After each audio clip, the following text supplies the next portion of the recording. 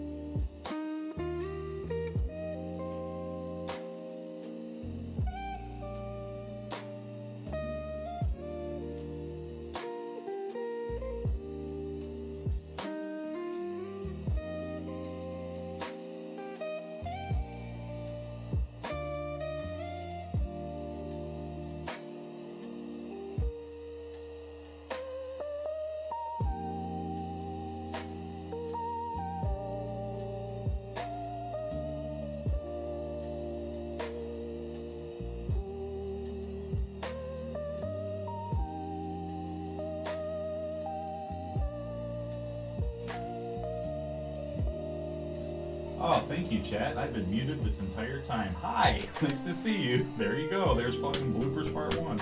All right, let me start everything over here. So we have titanium white, warm white,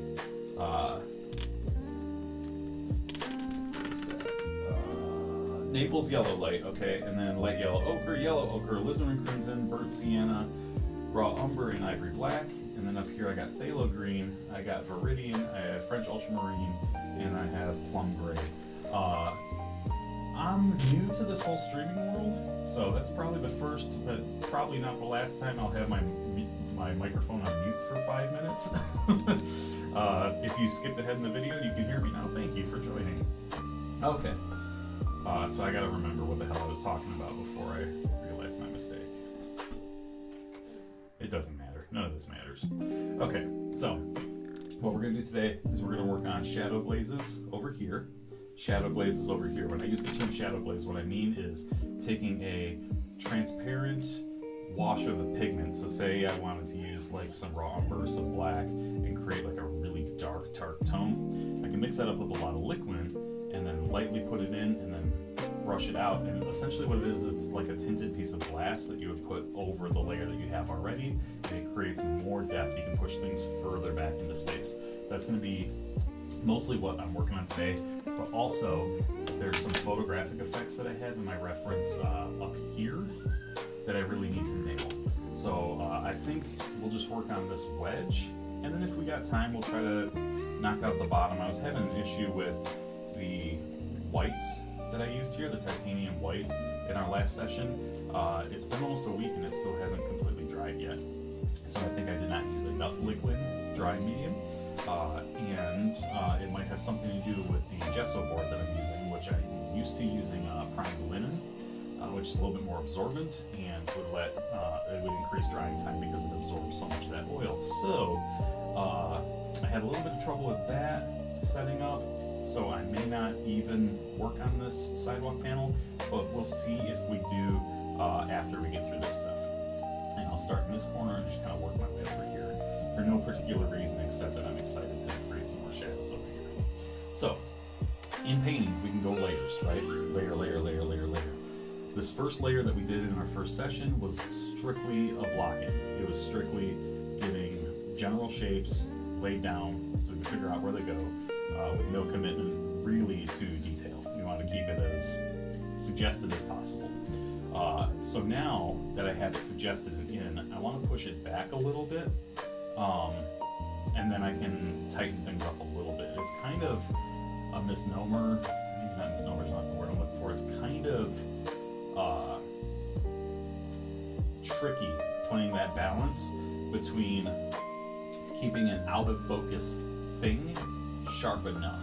So it's just a matter of softening and loosening the edges in the right place. So if you look at my reference up here, and you see the, I guess you'd call it like the streets at the end of the intersection where it's all like white, this part here, there is definitely a element of photography that is happening here that's obvious, and it's obvious when it's incorrect. So that's going to be, even though it's out of focus, that's going to be very important to dial in. So I'll work on that today too.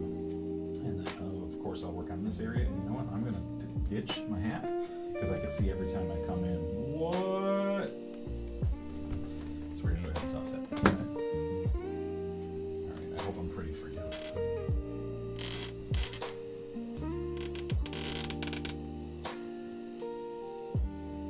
As always, this video is sponsored by Flavored Water. Flavored water. It's water with flavor. Alright. So yeah, I haven't been using, I haven't been doing any mixing at all in this painting, which is strange for me. I've just been jumping right into pulling the paint directly off the palette, doing a little quick mix here or there, and then moving on. In the past, when I did oil painting, I would be mixing colors for like a day, prepping all the tones that we need for the painting, so it's a lot faster and then a lot tighter to get things together. But I found when I bought this palette that most of the tones that I needed in this reference were literally on this palette, so we'll just kind of play with it from there. Do a little bit of gentle painting, or gentle mixing. go with mostly round brushes today. And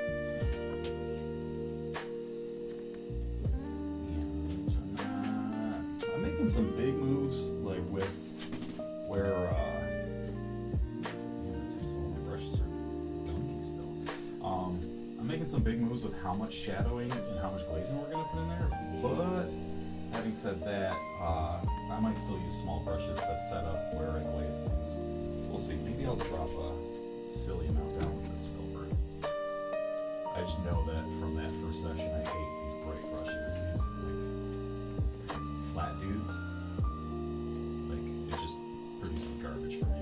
It's good for blocking in, but rounds are a whole lot better for doing detail and precise work. And if I'm glazing out anyway, this doesn't really matter what kind of brush, but that bright was just pissing me off. All right. Let's give this a shot and see where we're going. So we're going to start up in this corner and try to make it a little bit darker. So I will start, I'm going to turn off my color lights so I don't bastardize. Alright. Start with some liquid. Pull in some raw umber and some ivory black. Some French ultramarine blue, some alizarin crimson. And get a tone that's black-ish, but not 100% black. Just because black flattens things out and I want it to be warm. So let's see how this looks.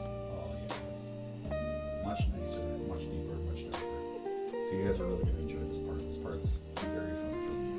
So the first thing I'm going to do, because this this painting has a vignette effect on it, so I'm mostly going to stay in the corners with the vignette effects. But I'm just going to kind of splotch these down here and I'm going to buff it out.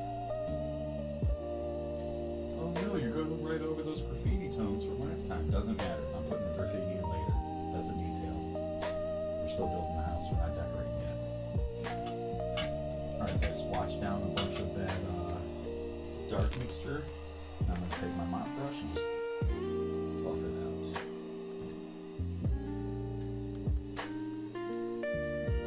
This brush sucks. Okay, well I guess I'm going to take my small mop brush and buff it out.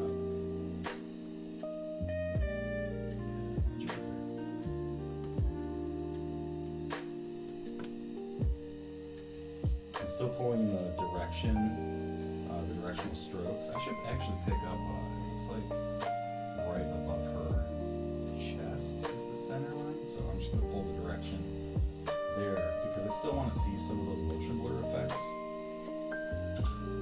that we were accidentally happening upon last time. I really hope the camera can pick up. Let me know in the chat. I really hope the camera can pick up what's happening with this glazing effect, how you can still see the lower layer coming through while we're dropping this new layer on top.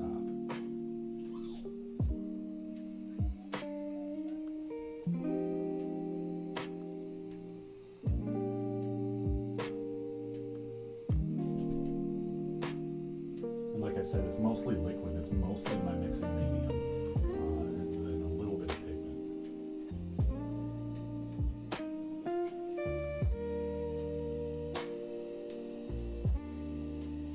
See how you can still see some of this graffiti coming through, even though we just dropped a darker pigment on it. That's the power of layering, that's the power of glazing.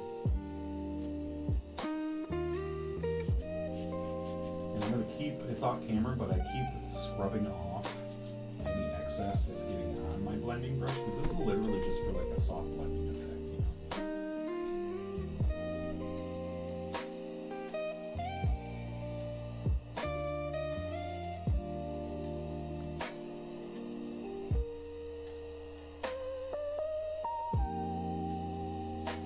Just pulling in the direction of that motion blur.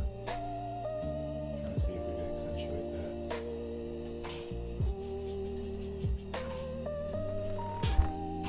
I'm sure a t-shirt. I'm not sure a t-shirt. Can I pitch that?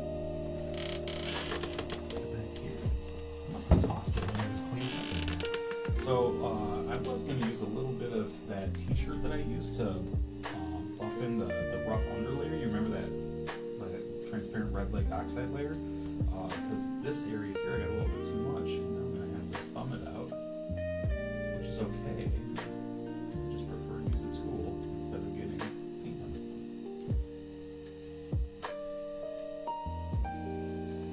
I took a class in New York City many years ago, oil painting workshop, and one of the days we were blessed with a short presentation by an American realist painter named Vincent Desiderio. I'll try to throw his link to some of this stuff in the comments after this, if I remember. I always forget everything, but because that's ADHD. But we had a short lecture from Vincent Desiderio, and he was talking about people in his class in the past giving him shit for smudging and using his thumb. And he was like, who cares? It's just painting. You really think we're sitting here like measuring each other off of, well, he used a soft brush for blending and he should have been using a round. This is ridiculous. You heard about the soft brush? Wait till you see that he smudged some with his thumb. Who cares? Who cares? We're just making art. Leave it alone. Alright, so now I got a harsh shadow coming here, but I basically need it all the way down here so you can see. If I can drop a little bit more in here, then the buff back. I don't really need much. I'm probably doing too much here.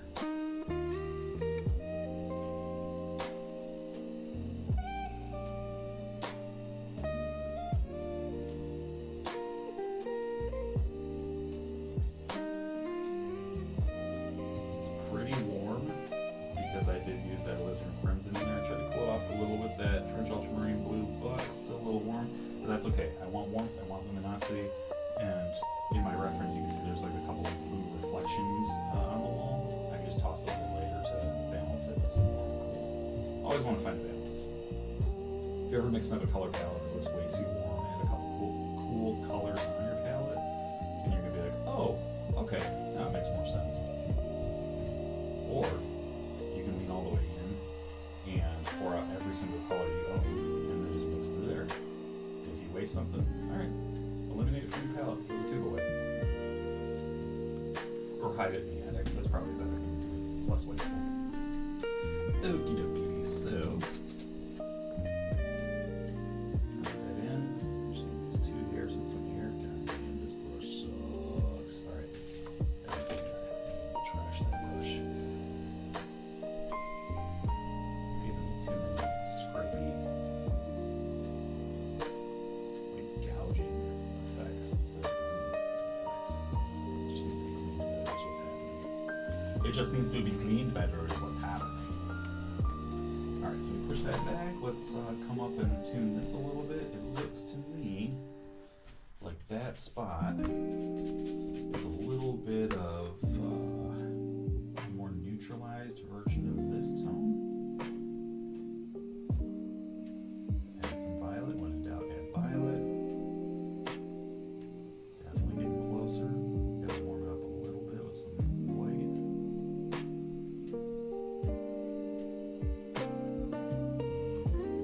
It's gotta be a little bit more yellow. Alright, so I got pretty close to the tone that I want. Just a little bit more ochre. Alright, so that's a pretty nice gray. I think that's what I'm looking for. But this is just straight pigment. I was just mixing over here, so I gotta add some liquid. So I'm gonna come in here and make like a nice thin wash so that the under layers can show through.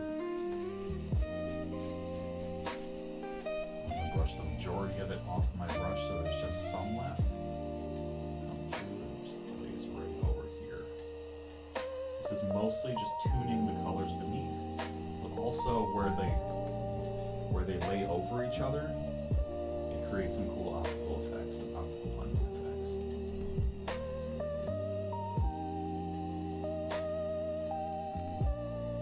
You notice I'm not using like tape, masking, anything, using a ruler or a straight edge or anything, just pulling. Later on, if there's a very important vertical line I gotta hit, then I'll break something out and just kind of buff it in. But in creating the undertone or the underlayers, or at least like, we don't know what the painting is yet in the artsy sense of the term. We don't know if it's going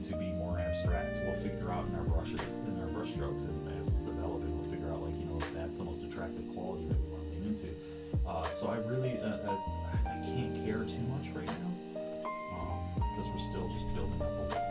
We're still just building up that house that we're living in. I'm gonna make this a little warmer because I want to come over to the other side, over here. Glaze in a little bit over there with a warmer tone.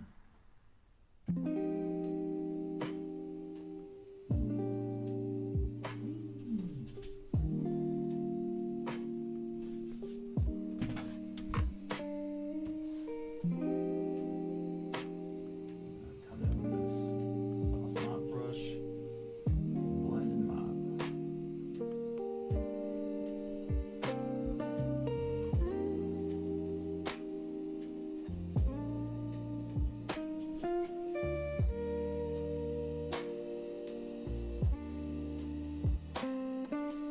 Like I said before, this is really light touch, just barely skimming it. You never want to go too hard right when you jump in. When you find the spot that you're trying to hit, you gotta go nice and light. If you go too hard, it's gonna throw everything out. It's gonna ruin everything. You want to be nice and light. You know what I'm saying? Alright, I want to do a little bit of a yellowy tone over here.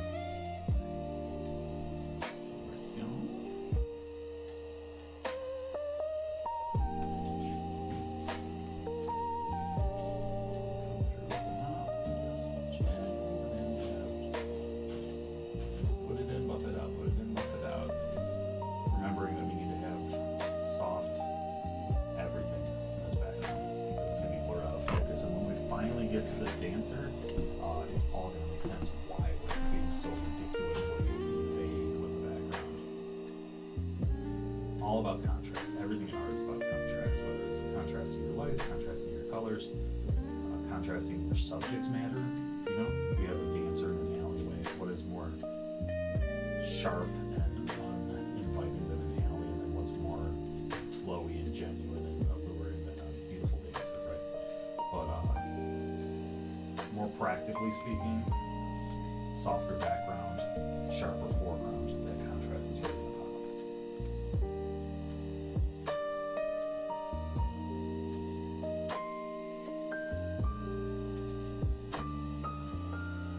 My favorite thing to do, because I've been editing these videos, is to look at like the first 5 minutes of the video and be like, ugh, that looks terrible. And then scrub to the end of the video really quick and be like, oh, okay, cool, we got somewhere. But all that time in between, because like we try to keep these to like 45 minutes or an hour, all that time in between, you're like, is anything changing? I can't even tell. And then you re-examine, you're like, oh yeah, sure.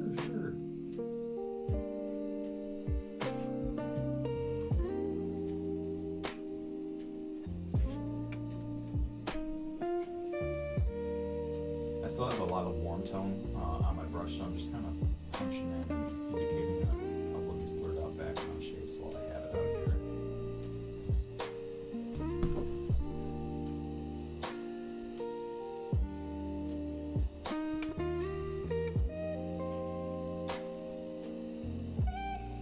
What do you guys think so far? Am I falling on my face with this oil painting tutorial? What I'll do this week is I'll drop a montage, a short on my YouTube Shorts.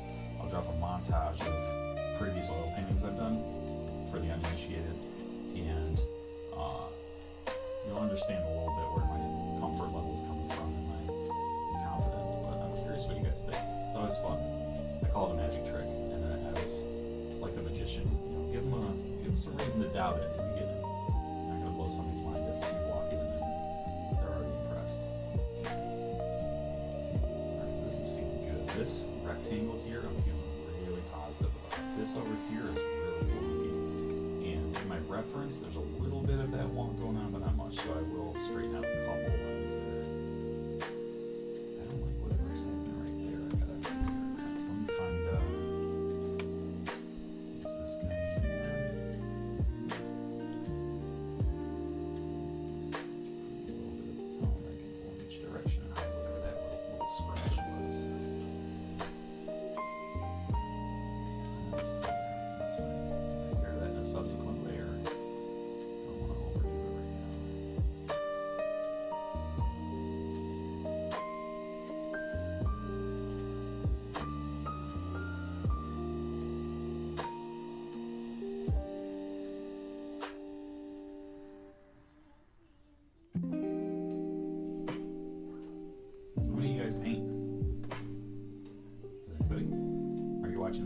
watching an oil painting tutorial or because the guy that tattoos you is creating content.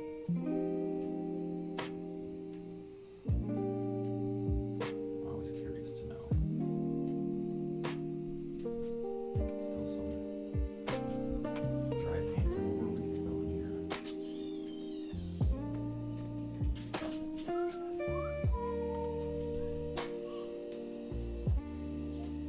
I'm using a slightly stiffer brush to buff out that spot that was a little too wet from last time. Just to pick it up and get it off my canvas so that I can go back into my new stuff here. Alright, so that feels pretty good. I want to take care of this before moving over there. And this line is too defined. It's really sharp. It's even sharper than in my reference photo, so let's see if I have enough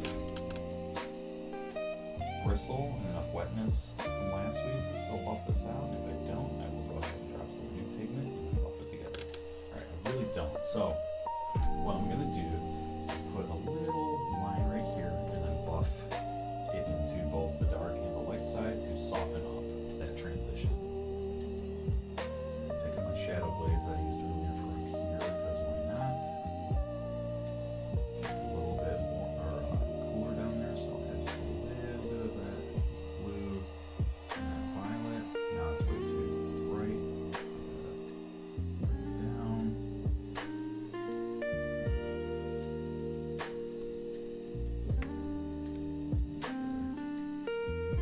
Better. Make sure I'm gonna liquid up, because the idea is not to put on a bunch of new pigment, it's to glaze what's already there. And it's just a straight line here. Should I do that? Should I do a straight edge effect here? Let's see. Again, I haven't fucked with this shit in like 4 years, so let's see if this is even helpful as a technique. I'm just dropping one paintbrush there and I'm just like yanking across this edge. Yep, that'll do. Okay, so I got that in, but obviously it's too sharp, so now I gotta buff it back out. Put it in, pull it out, put it in, pull it out, pull it in, pull it out.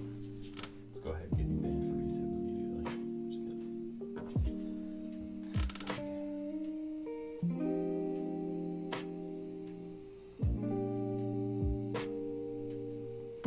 Just using very little pressure on this blending brush. I'm starting by pointing up this way because I know that it's going to get painted over right here, and I'm going to hide the mistake if I make a mistake, and then I'll pull that way once I get my pressure down and figure it all out.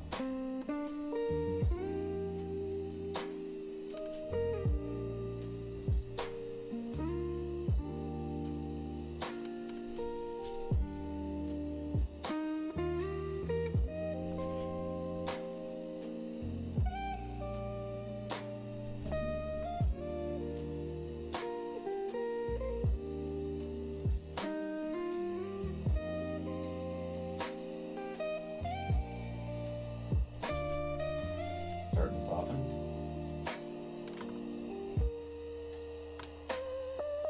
You know what I've never done in my life is buffed out with a guide. See if that does anything with learning about this together. Never once have I considered using a ruler to blend a stroke into each other. Ooh, shit. Look at that. It's fun. But now that it's too light of a transition here, so I'm gonna put some more darker glaze up there. Add a little bit of either black to this special sauce mixture I got right now. It's okay if it neutralizes a little bit, but I've never used straight black. Straight black on paint just kind of ruins the effect.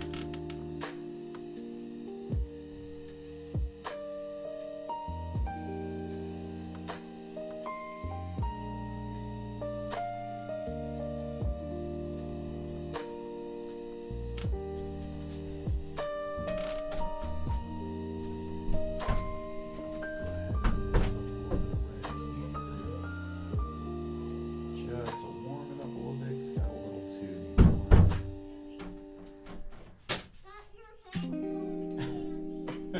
Thank you. My daughter's pounding on the door right now. You got your headphones, Daddy.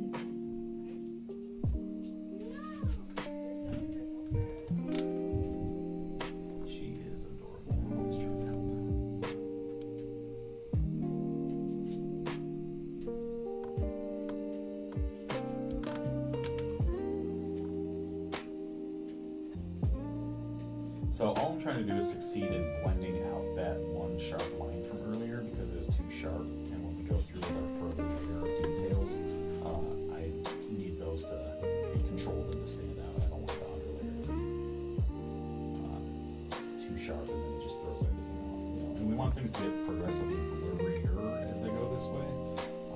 So by having that hard, sharp line that started there and came all the way through here, it ruins the effect of depth because it gives you the same amount of edge all the way back. If you want to transition that from softer to softest, then kind of has to both. They gotta coordinate with each other. Okay, that's all I'm going to touch on this for right now. There's some verticals here that I'm not too into.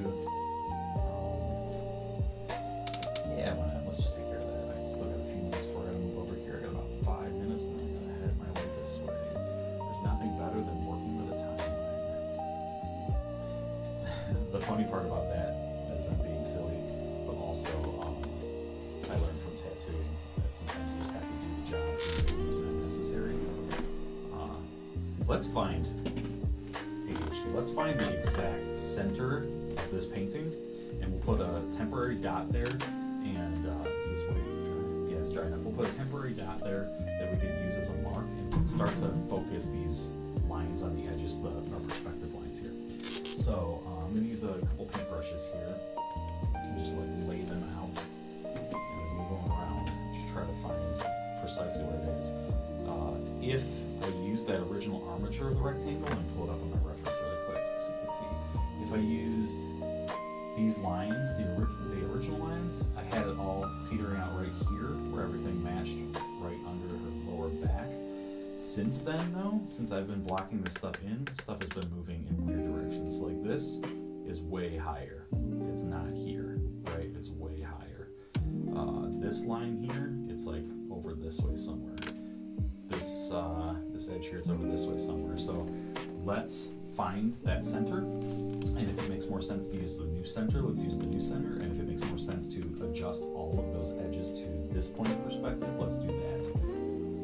And I'm going to think through this with you guys, so we'll, as a group, find the best solution to this issue. So what I'm going to do is just lay out some paintbrushes to get some perspective lines.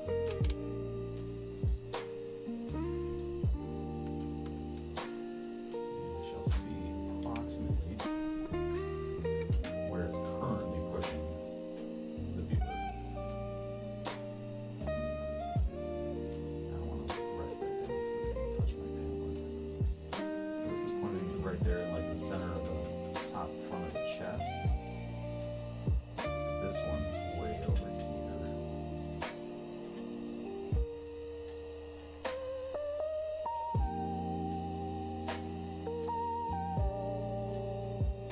So that's intersecting right there. If we wanted to intersect the top of the chest, we have to pitch it a little bit more that way. Now, if we wanted everything to match the armature of the rectangle from the original reference, we put it there. We put it there. However, we need to start pinching all of these lines in, and that is a really extreme angle on the alley. It looks pretty good though for the reference with the armature of the rectangle up there. So let's do that. All right, decided as a group that we are going to put our center of focus back where it was in our original armature, which is like right underneath here somewhere. So what I'm going to do, I'm going to use this ultramarine blue, and we're going to put a little tiny dot right about here. Now we're going to make every, can you see that?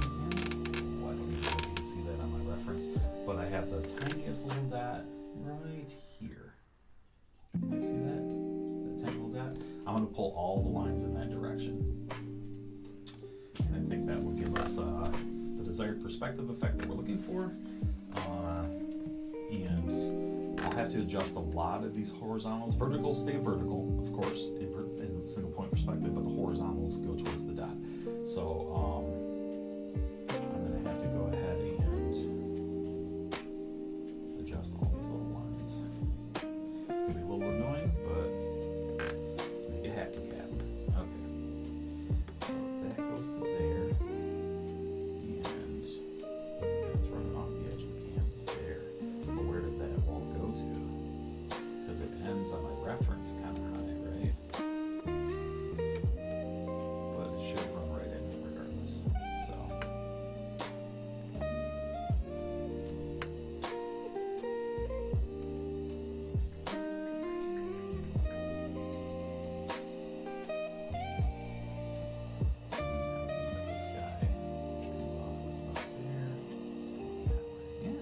I mean, fuck it, let's lean in. Let's see what's gonna happen here. Oh, let me use a different brush because I gotta pull some big decision edges with this big filter brush. So I create my straight line from there to there, and that means this edge has to come in a whole lot sharper here. So we'll use that shadow glaze that we prepped. And we'll go yoink. Ooh, this is scary.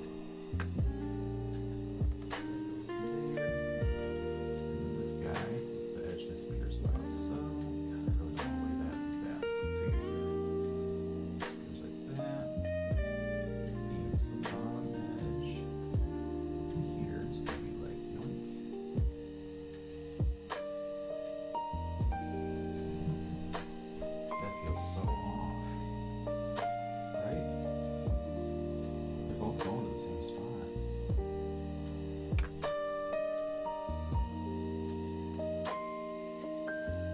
We're gonna find out as a team.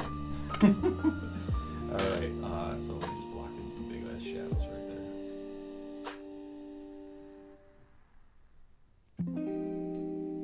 Just to chisel that in. I'm blocking this one to chisel that in.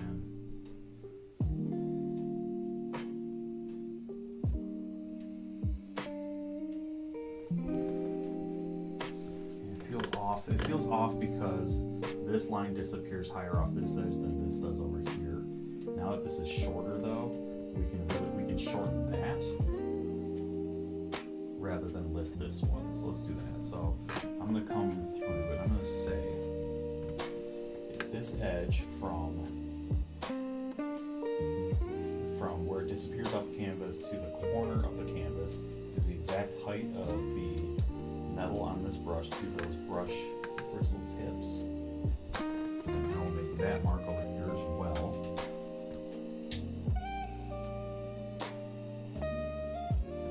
And now we'll re-pull that line in up this way. And we're just going to have the perspective reflect this, and we shall see what happens in subsequent layers on this painting.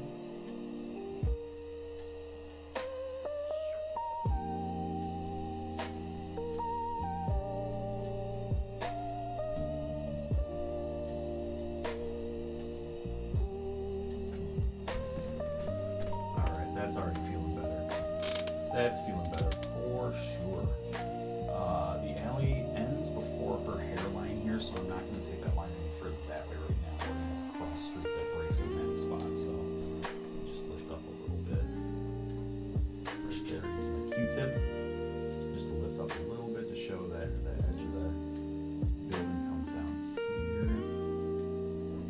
Because we want to be able to see that gap between the hair to show the cross street up that way.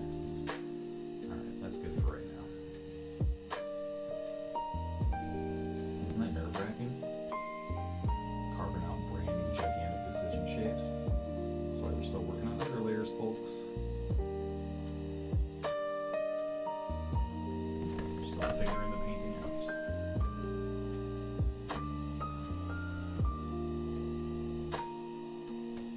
I guess fuck it, since we got this out, and I wasn't really planning on doing this right now, but we got it out, and we're already in that attitude of let's make straight lines. God, I hate doing that so early. Normally I would tune this stuff later, but it's really important to me on this particular painting to get this background in as close to finish as possible before starting the central figure, because I really want to be able to see an immediate result of the blur, like the sharp focus. Realism.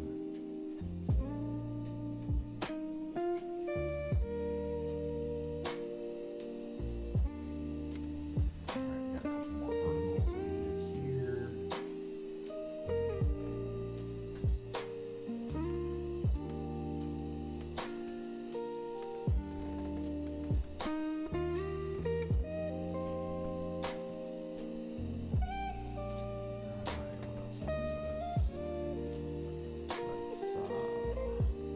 Okay, so there's a little bit of an indication of like a ledge that comes in this direction here. So let me take that. How sharp should we make that? So if these disappear off here,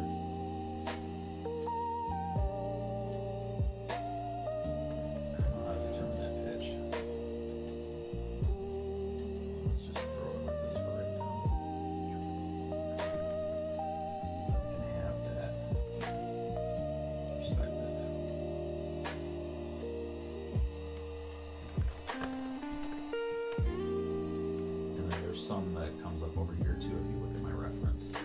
So let me first put in, there's a little vertical edge here. Oh, that must have been what that piece of paint was or whatever I yanked out. It was a marker for next time.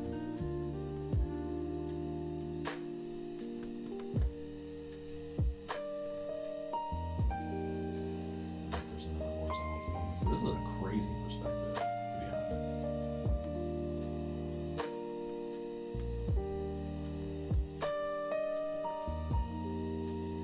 You know what I realized? This was a mistake. This was a mistake. What this line is the center of the image of the panel. If I'm looking at my reference right now, that perspective does hit right at her chest line. Ruh-roh. So we're gonna have to adjust this line, and this one, and this edge. Okay. Fair enough. Okay. Just grab something here to try to move some of this.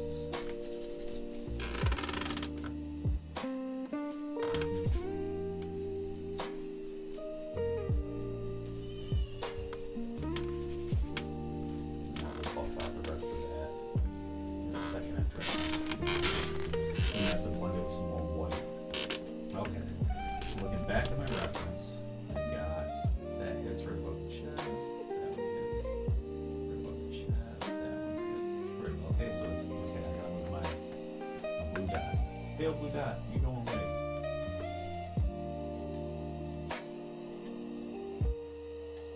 So really, what I want to do is I want to pull it to like right about.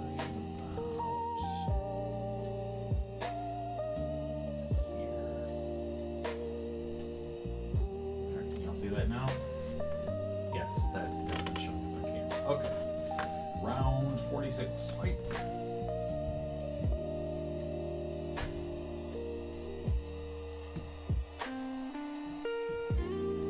So if I want my perspective to go this way now, and it's so much closer. Oh my god, it's so much closer to my original line that I had. See that new edge? That's so much closer to the original one that we had earlier. And all this dirt right here, we'll take care of that in a second.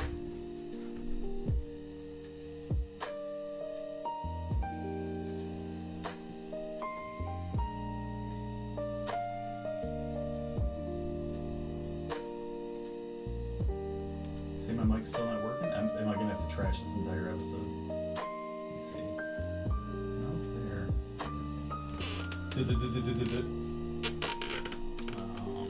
I see what's happening. Okay. I'll narrate when I take this episode to the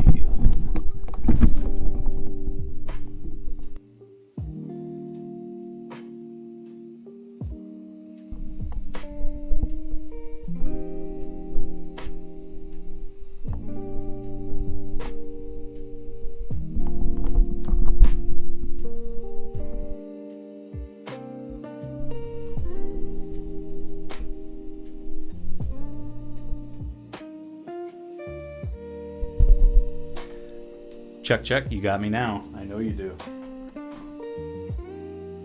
Oh my goodness, dude. So we're like 50 minutes into this broadcast now, and I had the wrong mic setup. It is what it is. We're gonna figure it out. So when I take this to the, what's it called? The VOD, I'll chop up, do some narration, get around the technical difficulties, and then catch you guys up. But it is good to see you. Did you get a, thank you. Did you get a notification this time? Because I know last time my notifications didn't even come through on your end, which I don't know why that is. It's just using some streaming software. So to catch you up, Coobs, I'm still just like adjusting perspective lines here. Good to see you, by the way. Alright, so if that's my point of perspective, and we want it to die off still in that same spot, we want it to die there and go to there. Then I literally need to pull my new line here.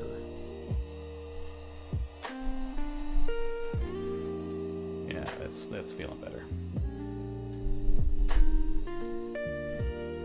Sweet. Good to know. Good to know. All right, so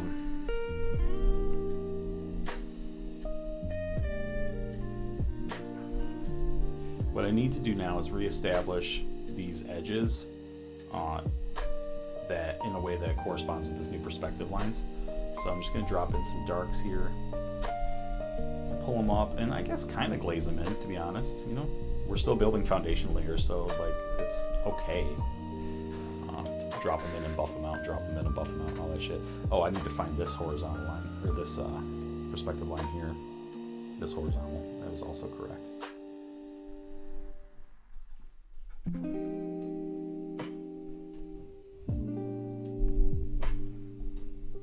This is that way. So there, that goes to the right direction, correct direction. I try not to use the word right when I'm talking about right and wrong in art, because there's directionals of left and right and up and down, so the correct direction there. Pull that off and I'll buff that out in a second.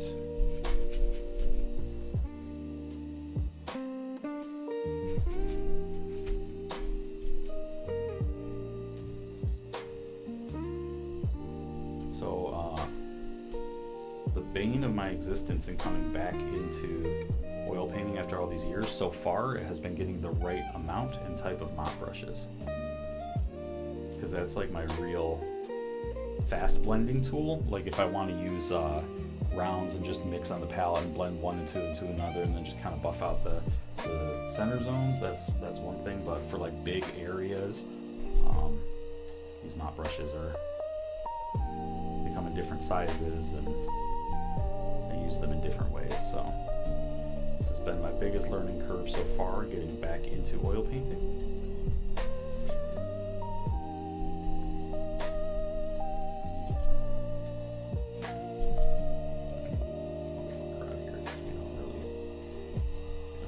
Sharp edge on that at all. Just gonna kind of let it sit in there, but buff it mostly out. I can already see in the preview of my stream here that these perspective lines are getting so much better. I was recording some field sound with my Portacapture X8 portable audio recorder. And when I set up our stream today, I forgot to set it back to my microphone. So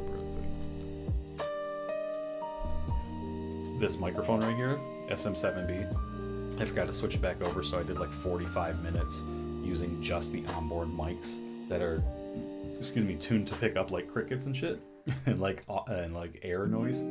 So you could hear the squeaking of my chair, but not my voice, because I wasn't even set up for it. Goofball Carlos. Okay, where was I at? Oh, I was just kind of buffing these lines out, and then I'm gonna move on from there. And then these dudes are still going to the wrong perspective line here, so I gotta completely redraw those dudes. Or dudettes. I'm progressive.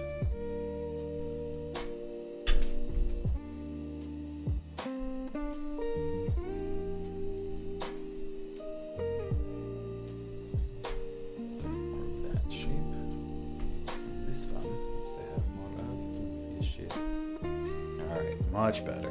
Much better.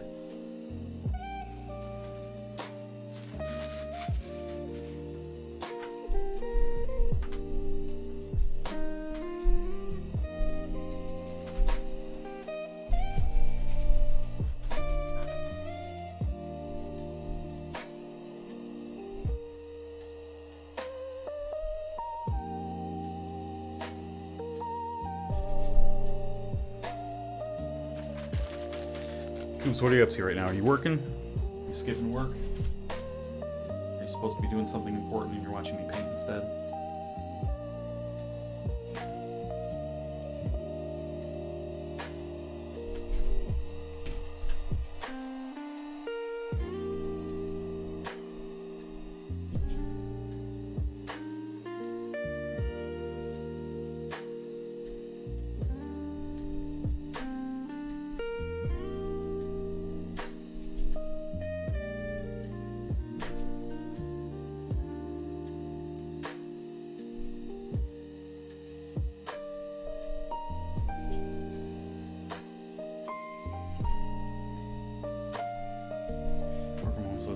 Oh, awesome.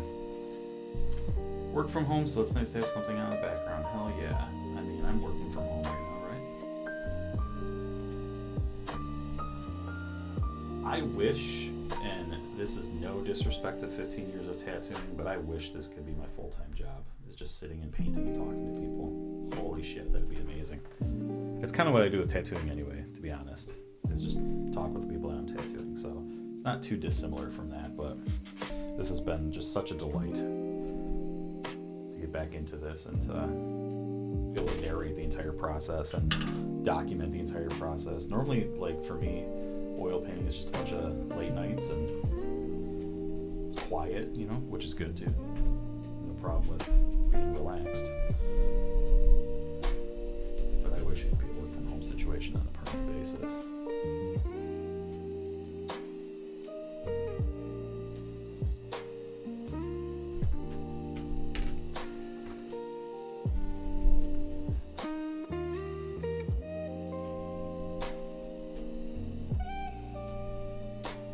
It's funny,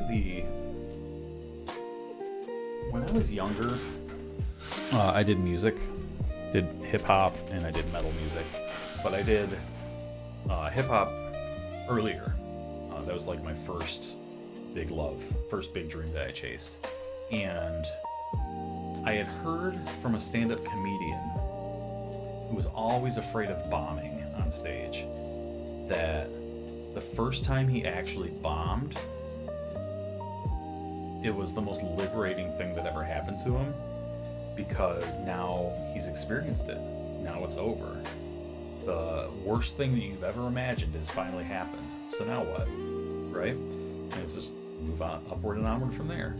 And it doesn't feel good bombing in that moment, but you learn from it and you progress, and then you don't really fear it that much anymore. I've never had a problem failing in front of people because I don't give a shit. Like, legitimately, I'm like, okay, well, why aren't you trying something? who's worse, the guy that's trying and not hitting his mark, or the guy that's just sitting around dreaming? But I remember the first time I bombed on stage, like doing hip hop. I was out on tour, and it was our first tour stop, and we were leaving from Detroit, Michigan, and our first stop was in Denver, Colorado. So it's like 2.5 days of driving to get to your first gig. You're dreaming about it, you're ready, you're getting set up, you're doing your whole thing. I came out on stage and I tried this incredibly ill-advised thing where I was gonna come out and just do like a super fast chopper a cappella and just rip, no beat, as fast as I can. Not as fast as I can, but to just triplets like that. For a minute straight, and then fall right in when the beat started. And we were doing my set off of an iPod, so we'd press a button, I'd hear the intro, and then an explosion sound. I would walk out, do my acapella fast rap, and then boom, right in on the beat. And I rehearsed and rehearsed and rehearsed to get the timing right. Had the timing, I could nail it in rehearsal every time. It was gonna be like this incredible virtuoso performance, like, feat of strength type performance. And what I failed to put into my calculations prior to leaving for that trip was that Denver is at a higher elevation, and I didn't know shit about elevation sickness or breathing or stamina at higher elevations. So I came out on stage, and the first thing that happened is I started rapping fast and people were watching, and then I ran out of breath, had to stop, and they booed like a motherfucker. It was so humbling. And I just did the rest of the set once my beat kicked in and pretended like it never happened, and they were just booing me and throwing shit the entire set. And I remember I got through, I did my 15 minutes or whatever, and then I went backstage and I cracked a beer and I just sat there, and it was the most depressed I'd ever been. But then ever since then, I had changed my set so I wouldn't fall into that same problem. But ever since then, I had never had a fear of bombing on stage anymore, because I was like, who cares? I've already done it and I survived. So that whole story is just to say, if I spent 45 minutes off mic because my mic wasn't set up right, see me cry about it. All I gotta do now is figure out how to rescue some footage for my channel. Right.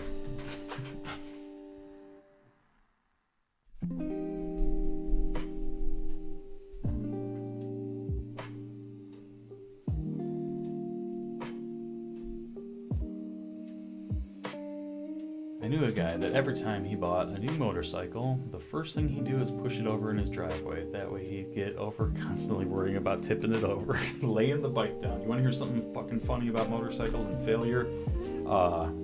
How apt the timing. Yesterday, I spent half the day in bed depressed with a headache because I had just finished the final exam, my driving test for my motorcycle course. And I had been taking that course for a few days. I've been working really hard on it and trying to get all the moves down. I was really confident. I had some things I was messing up on, but I was still really confident going into yesterday's exam. And once the exam started and the people in line were in front of me, it's 5 exercises, and you just go one at a time, and then the teachers watch you, and then they give you your grade. They don't tell you what it is, and then move you on to the next exercise. I was so confident watching the first few people go. I went through the first exam, which is like a slalom, like you have a bunch of cones set up in a straight line, you just gotta weave in and out of 5 cones. Did it, no problem, came to a stop right where I was supposed to, looked over at my instructor, gave me the thumbs up, stalled the bike. We found out right before we started the exam what could fail you on this exam. 3 stalls was one of the things that could fail you on the exam. And how many times did I stall throughout the day? There's 5 exercises, and for some reason, performance anxiety, luck, I don't know, I stalled the first 3 exercises. First 3. And I was like, well, that's it. Like, I was still confident, like, going into, exercise number 3. I was like, all right, I don't know how or why that could have possibly happened, but now the game starts. I just gotta get through these next couple, and these next 3, and I'll be a-okay. And then exit number 3, stalled out, and I was like, well, that's it, I failed. Put in all that effort, fucking failed. Great. So I was like, what is even the point of doing exercise number 4 and 5? Like, what's the point? I already know I failed. So right when I hit stall number 3, on exercise number 3, I turned to my instructor and he's like, go. And I was like, that's 3. He's like, go ahead. I was like, no, that's 3 stalls. Like, I stalled 3 times. He was like, it's fine, go. So he brushed me through, and we all got lined up for exercise number 4. And when we got lined up for exercise number 4, I was just angry. Depressed anger, but just angry, like, I can't believe it, that this happened. I blame myself. I blame, maybe some poor teaching, I don't know. But I just felt so upset about the whole thing. Did the final 2 exercises, botched a couple things on one, or botched one thing on one thing on the other. So I was like, okay, so I literally just failed all 5 exercises here. How wonderful. Fucking great. So we go inside, and I'm just pissed. I'm like, I'm gonna have to retake the course. Not the whole thing, but they make you, pay another $100 to do the driving exam again. I'm like, I'm gonna have to pay that $100. I'm gonna have to do the driving exam thing again. I don't know when I'm gonna have time to do that because I had to take days off work for this. And I was just being really sour, beating myself up about it. And I honestly couldn't tell if it was performance anxiety, ADHD, dumb luck, whatever, but it just didn't work out. So then they get to the part where they call you up and they give you your scores. And my teacher's like, you put your foot down on one turn when you're doing the U-turn, so, but you did everything else well, so I didn't charge you for that, so you're good. I was like, what? He's like, you passed. I was like, okay.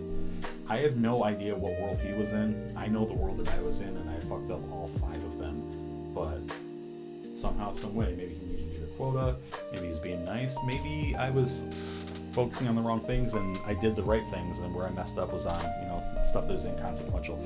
Not sure, but either way, it made me so angry the rest of the day that I just came home and took a nap. So I was like, you know what? I shouldn't have passed that. I'm pissed that they passed me. Whatever. all of that story, the whole point of that is to say that, yeah, they said in that class, you will lay down a motorcycle. It is going to happen. So don't go out and buy your dream bike right away, because it's going to be the one that you probably drop. Because that's how it goes. Everybody drops a motorcycle. Get used to it. So that's funny that you mentioned that today. I had such a bad migraine yesterday. I was going to try to live stream yesterday, but I was just like, when you get in that like extreme focus, anger, or disappointment in yourself, or whatever, however you want to categorize it, it's so taxing mentally, and like fight or flight or whatever, and it just gave me the worst migraine. I just took some headache meds and put a cold Capri Sun pouch for my kids' lunch stuff on my forehead and went to bed.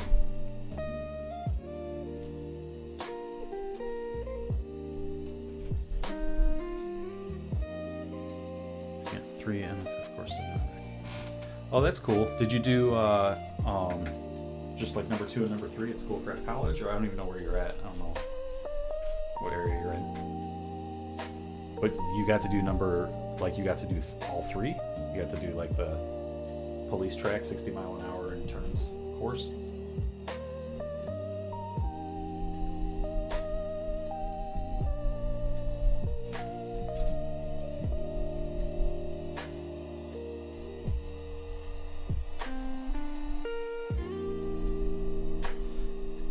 Because I have this tone on my brush right now that I kind of like, and I was using it to redefine the edges of the alleyway where the ground meets the vertical wall, I'm just bringing them into my previously underpainted cement, because I think it's going to create a nice, cool, warm contrast of texture. So this color that I mixed up here, I'm just kind of pulling inwards. I'm in Livonia now, but I did these in Arizona, the beginner and 2 advanced. Oh, cool. Admittedly, I'm not going to pretend like I'm a big motorcycle guy. I had to take this course because I have a scooter. I was riding a 50cc scooter for a while, which doesn't require any endorsement in Michigan, but I upgraded to a Honda ADV 160, which is a 157cc scooter, so I had to get my endorsement to be able to ride that legally. But I did have this kind of cool moment that, it was really cool, to be honest. But I did kind of have this cool moment where I was like, oh my god, I just passed a motorcycle course. If I wanted to or needed to, I know how to ride a motorcycle now. Not expert at all, but I got 1,500 riding out miles on my scooter, so I know what it's like on main roads, to ride, clutching, U-turns, figure eights, tight turns from a stop, all that stuff. I still have to master these techniques. However, if I wanted to go into the power sports store and be like, I'll take that one, I could, and I could get on the road, and I'm allowed to. So it was nice to have that realization that, holy shit, I'm in. But I don't have any interest in riding motorcycles. When I was a little kid, I did, but then I got a scooter. Say it was a Honda, but it wasn't like a Raz or anything like that. It was something older, and it was just a small 50cc scooter, I think, at least. I don't know. Yeah. And I loved it. And as soon as I got that, and as soon as I started riding that, I was like, that's it, I'm a scooter guy. I like the simplicity of it. I like that there's a limit to its capabilities, and there's like a ceiling that you can get to with scooters, so it keeps everything in this little pocket.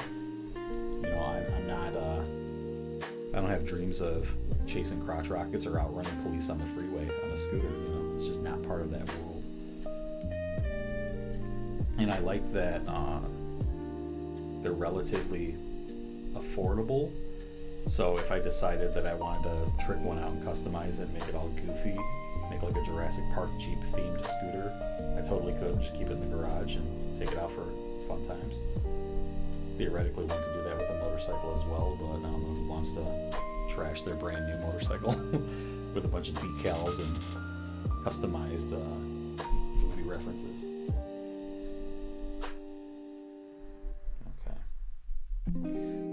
hit the 1 hour mark. I did mess up that microphone stuff for a while, so I'll go a couple more minutes here and then I gotta finish up. So I don't want to overdo the length of my videos. I want to make sure that they're nice and accessible for people to watch in the background or before bed or whatever, and then not miss too much from episode to episode. So I will go ahead and wrap up here in just a few minutes. We started with glazing. I glazed some. I did some glazing. But then I just kind of started getting into damage control with these perspective shapes. And it was necessary, so I'm happy we did it. For anybody that tuned in late, the bane of my existence has been finding the correct blending brushes, mop brushes. So the hunt continues, if you will.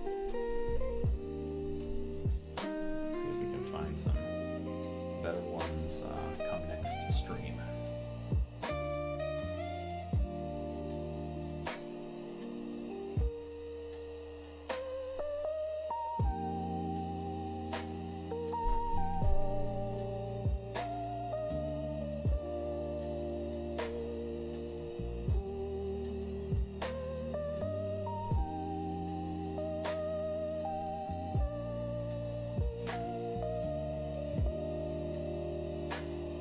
Some of these out of focus. I'm gonna say these are like balconies on an adjacent building, maybe. I mean, again, this reference was built in Midjourney AI, which means it's garbage, which means I need to change so many of the features that it approximated to make it a lot more realistic. But one of the greatest courses I've ever taken in art technique was about, it was called Translating the Photograph, and this is pre-AI. This is like 10 years pre-AI, but the whole theme of the course is that a picture can never truly capture what you're trying to capture with paint. So here's how you take a photographic reference and translate it to a coherent image that speaks from the artist's mind. So I have definitely the tools necessary, if you will, to make the right decisions for things like the background of a painting. Like, you know, what is this? In my reference, it arguably looks like it's just some balconies on a building that's across the street and out of focus beyond this alleyway. So that's how I'll choose to interpret it.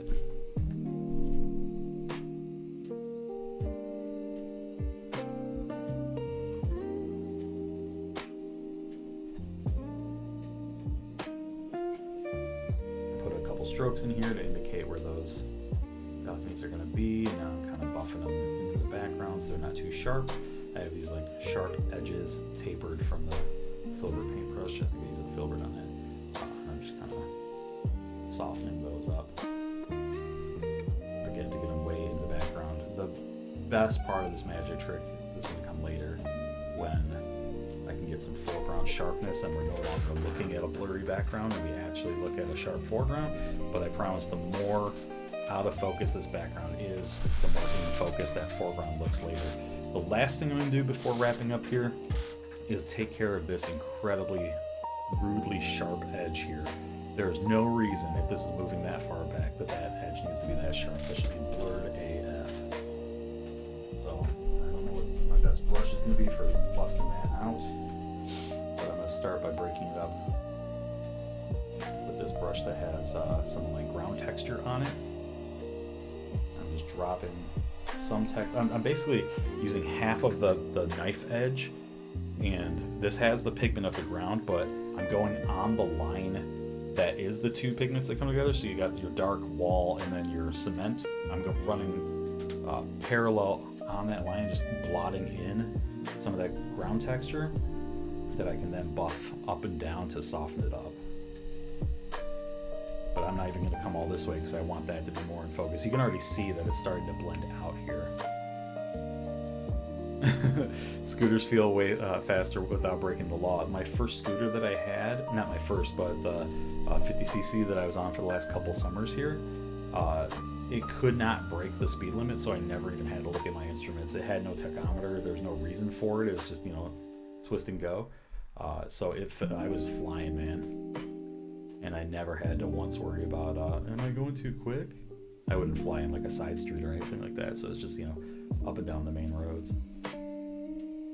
Alright, that's already feeling way better. Way softer.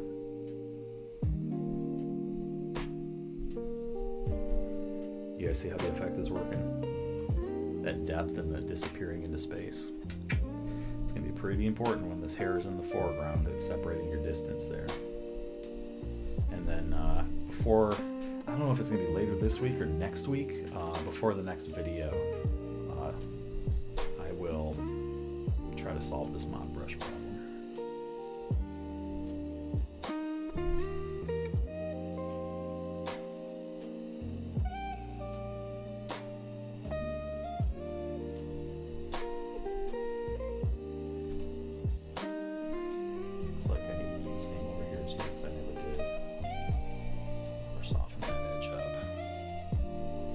This is a little bit cheater pumpkin eater because I have my reference in front of me when I'm looking at you guys. I have the reference right below it, but also I have to check my streaming stuff to make sure on my second monitor that we're still live streaming. And there's a little preview box in there, and in that preview box I can kind of see what you guys are looking at, and it gives me it tricks my mind into thinking I'm looking at somebody else's like painting or whatever, and I can tell what is working, what isn't working. So like, I'm softening these edges up here, but when I look down, I'm like, oh, is that soft enough? I mean, it is, but then I compare it to there, I'm like, oh, this is way more blurred out than this is. So just come back in and take care of this little segment here, and then I'll promise you I'll let you get back with your normal day.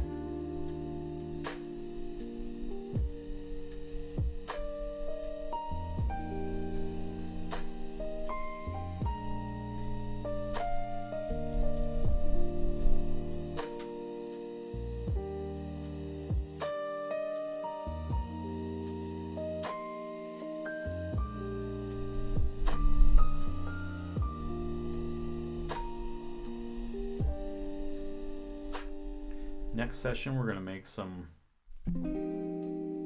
good progress, because I think we're going to start on our foreground figure. Start blocking her in, figure out what's going on in her world.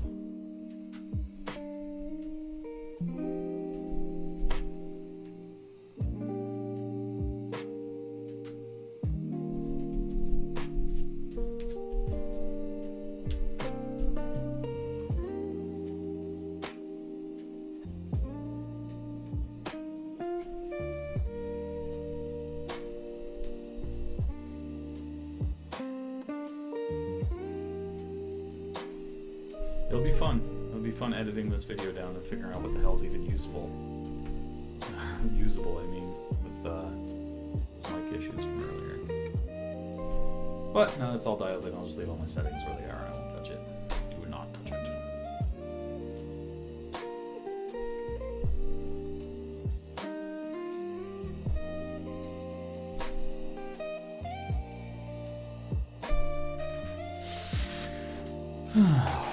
You know what? Let me do one more thing before I let you guys go. This is the hardest part about being a painter, is knowing when to fucking stop. I got some nice glazing up in here, and the whole point of this video is trying to glaze out the background to give it like some better, realism effects. But I never even touched this corner up here. So give me a second and let me do a quick glaze up in that corner. I'm going to take some French ultramarine blue, some alizarin crimson, some raw umber, a little bit of burnt sienna, and I'm going to mix up the special sauce, which is an almost black that isn't black. A really dark, warm tone. I'm just going to come in and just plop, plop, plop, plop, plop, plop, plop, plop. This is the most fun, and I think I used the term earlier, nerve-wracking or scary or something. I don't know. It's a fun trick because the underlayer is dry or almost entirely dry. It's way easy to blend in and out without doing any damage to the layer that's underneath. And if I don't like it, I can just take my thumb and just smudge it off. You know what I'm saying? I watched Mexico and Costa Rica videos last night. Really enjoying the series. Thank you so much. We have so many more videos left to edit and to post. And my goal, I'm going to try so hard, is to drop every Sunday at 10 a.m. I will be in Los Angeles next week, and it might make it too difficult for me to work on the following week's video. I'm going out there to get tattooed, but we're also going to be producing an episode in Los Angeles while we're there. So it's highly likely that I end up not able to meet my deadline for that particular episode, but we still have a lot coming up. We got France, we have Italy, we have Spain, we have Greece and Egypt and Poland, not to mention America. Got a lot of shorts coming in between there, so we got a whole lot of stuff coming up. The footage is already in the can. There's nothing I can do about that. But if there's anything you want to see or that you'd be interested in learning more about, just let me know. Spent a lot of time, a lot of cash making sure to capture the footage to produce a nice series. So hopefully you do dig what you see. The Costa Rica episode. Let me clarify really quick between Mexico and Costa Rica. So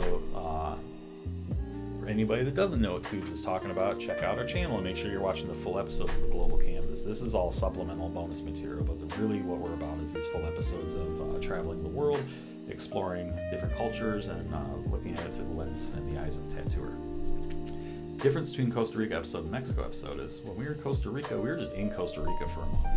And even if you're in paradise, when you're so anywhere for a month, you're like, all right, what are we doing here? We got to do something. It's beautiful, it's nice, but what we're just gonna wake up and eat food and sit on and go swimming every day? We gotta do something. So we decided, hey, let's film a pilot for this TV show idea I got. So we did that and enjoyed it. So then when we went to Mexico, we did it intentionally. We said, okay, while we're in Mexico, we want to film. What are the questions that I have in me? What do I need to get out of this experience of being in Mexico? And now that we know that we want to produce this TV show, what are my burning questions about tattooing in Mexico? And when you watch the episode, you'll see the question immediately. It's the first piece of video on there. Is my only understanding of Mexico and tattooing is in a cartel-related event, and it was a colleague of a colleague, so I don't really have any connection to the person that was brutally murdered, but it is the only thing I've ever thought of when I thought about Mexico and tattooing is the story that was shared with me. So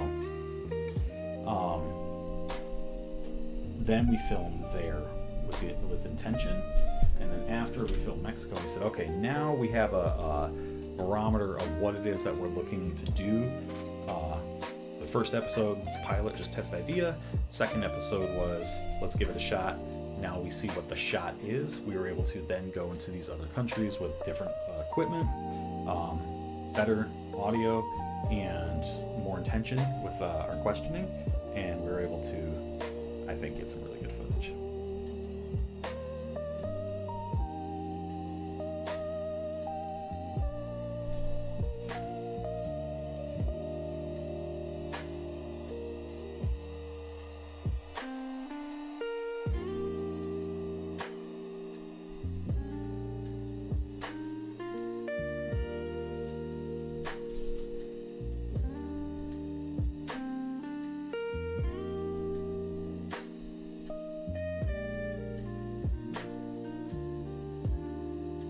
I'm just using a round to buff in these new shadows right now. I didn't even ask you, Coobs, what do you ride?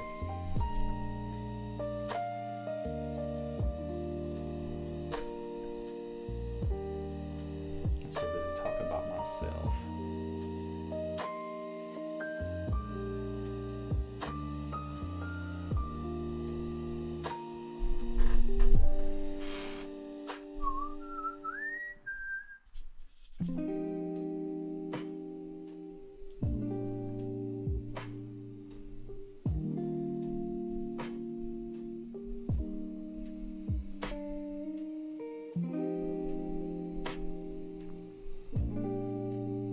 I love re-scrubbing these videos to edit them for the VOD, and then checking out like my fucking bald spots every single time I lean into the camera. Oh.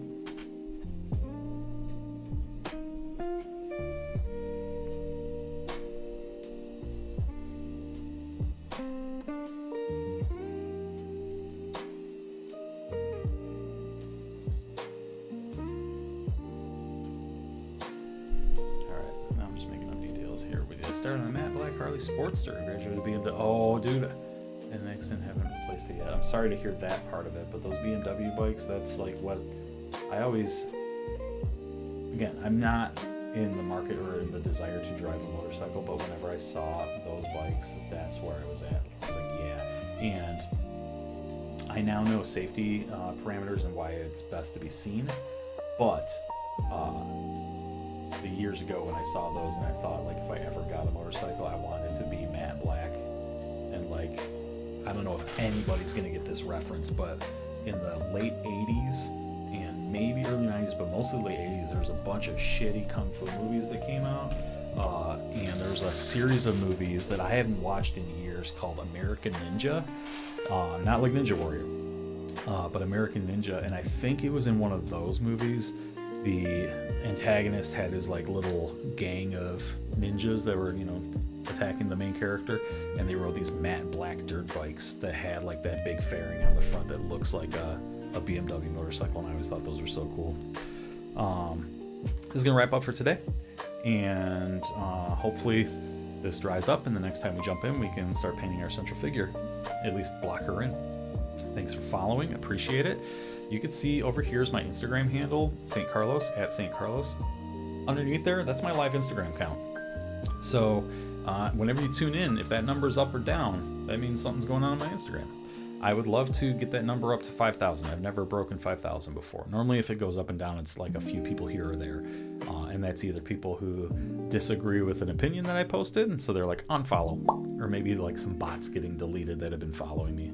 But either way, it bounces around like, you know, 2 or 3 numbers every once in a while, but I would really like to see a major jump so I can get this bad boy up over 5,000. So if you can do anything about that, cool. If you want to like and follow these videos, awesome. If you want to subscribe to the channel, even better. If you set up notifications, I'll come to your house and give you a hug. How's that sound? Cool. Thanks for tuning in. We got all sorts of other content on this channel, so please click through the playlist, take a look at everything, give us some likes, and tell your friends. I'm trying to be the first tattooer to tattoo in outer space. I have to conquer the globe first, but once I get all those continents down, we got to go up. If you can make any phone calls to make that happen, that'd be awesome. I would appreciate that. Otherwise, just stopping by and watching what I got is plenty enough. Thanks, guys. Peace.